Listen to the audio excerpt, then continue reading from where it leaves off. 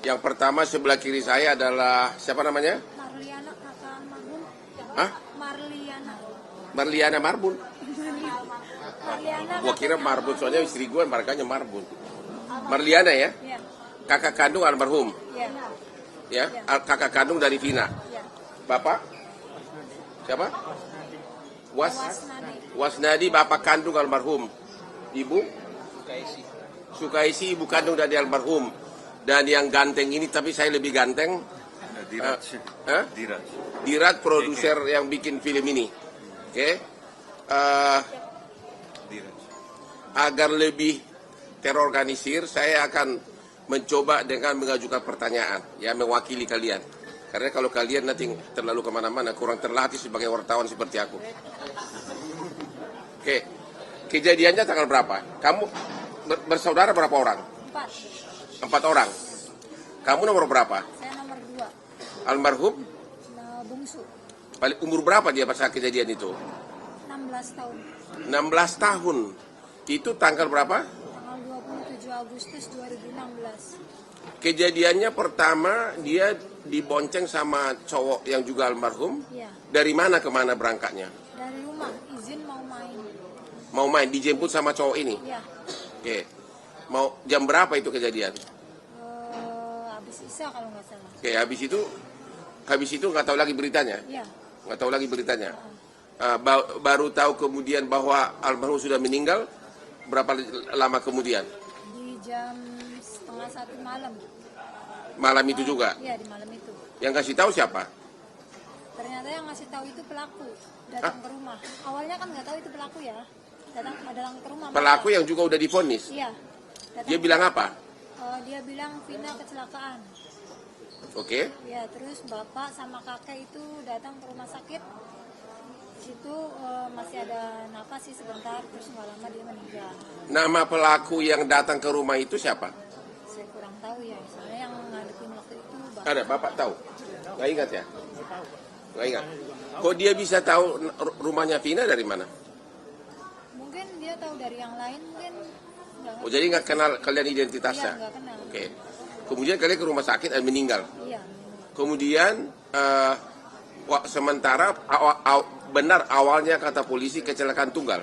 Ya, waktu datang ke rumah sakit itu kan di situ ada polisi tuh bilang katanya kecelakaan tunggal. Oke. Kemudian, terus? Keluarga percaya karena yang bilang kan polisi ya, jadi langsung dibawa aja. Emang waktu tiba di rumah sakit masih bernapas almarhum, Iya, masih. tapi nggak sempat ngomong, nggak sempat ngomong. Nggak sempat ngomong karena dia udah keluar darah banyak. Kalau yang cowok Kalau yang cowok udah meninggal di tempat. meninggal di tempat. Flyover itu. Oke. Mulai akhirnya kasus ini terbongkar dari mana? Dari kecurigaan kami di 3 hari almarhum.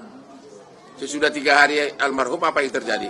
Saya ngambil HP almarhum korban itu masih utuh semua.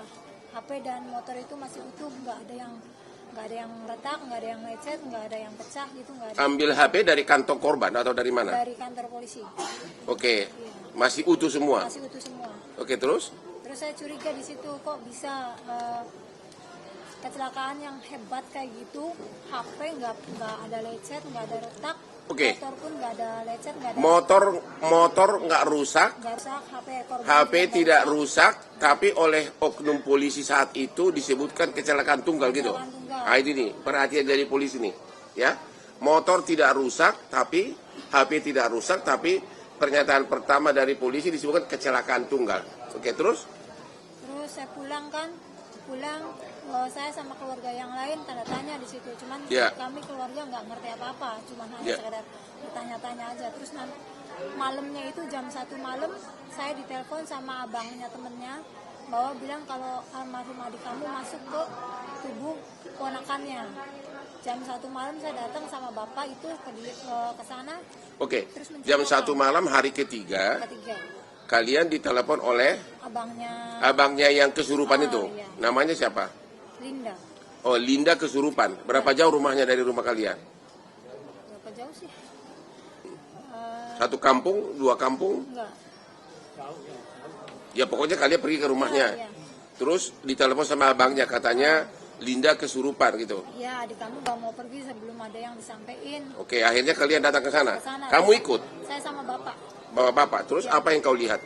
Di situ almarhum cerita semuanya kejadiannya, bahwa bilang dia itu jangan terkecoh sama polisi mbak.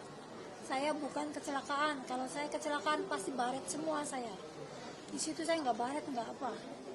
Dia cerita semuanya, cerita bahwa Si yang kesurupan Linda ini ngomong begitu. iya, Terus apalagi yang dia ngomong? ngasih tahu bahwa dia perkosa, Diperkosa, dibunuh, dibunuh. disiksa gitu, kayak dipukul balok, dipukul batu gitu. Dia cerita. Yang berkosa itu benar 13 orang katanya. 11. 11. 11. Katanya nggak semuanya. Apa? 11 orang yang pelaku, cuman nggak semua perkosa.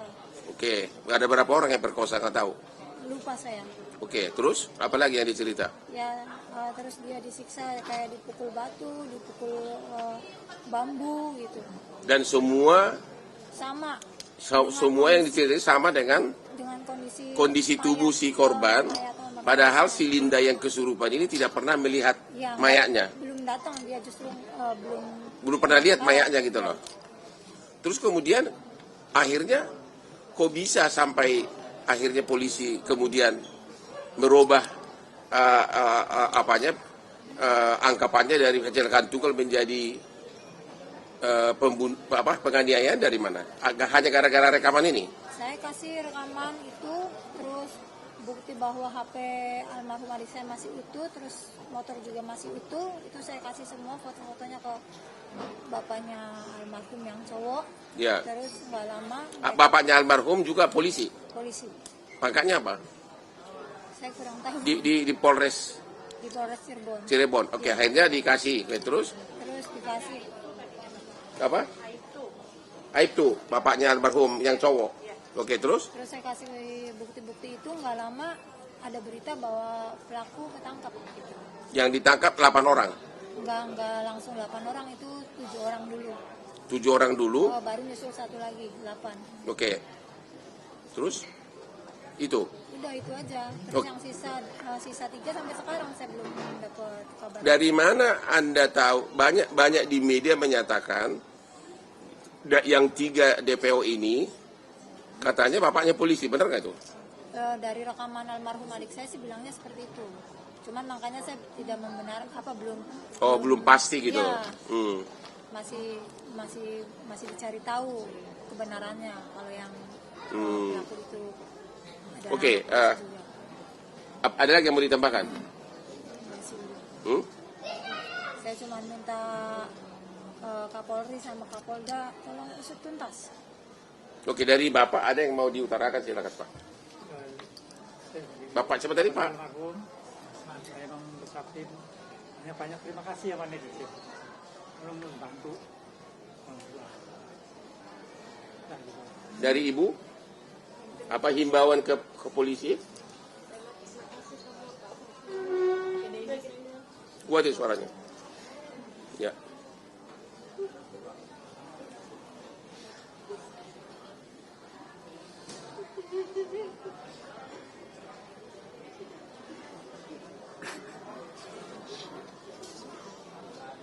Jadi Ibu mengucapkan terima kasih kepada Pak Hotman Paris, pada Pak Derat, pada netizen se-Indonesia yang sudah mau membantu menaikkan lagi kasus ini, membantu supaya Oke. terungkap. Tadi saya telepon sama apa makanya? Aib itu siapa? Yang polisi tadi? Kanis Pak. Ya, siapa namanya? Denny. Tadi saya bicara dengan Kanit Denny di Polda Bandung. Jabar. Ya di Bandung, bukan di Tomohon. Ya. Polda Bandung ada hal yang menarik pernyataan dari si Denny ini, Kanit dari Polda Bandung. Dia bilang kasus ini rupanya sudah dilimpahkan dari 2016 ke Polda dari Polres Cirebon. Nah, yang menarik adalah hampir semua 8 orang yang ketangkap ini pada saat di BAP pertama menyatakan ada 3 orang lagi pelaku. Oke, semua ada di BAP. Ya. Nah, tapi kemudian berubah. Ya. Kemudian berubah sesudah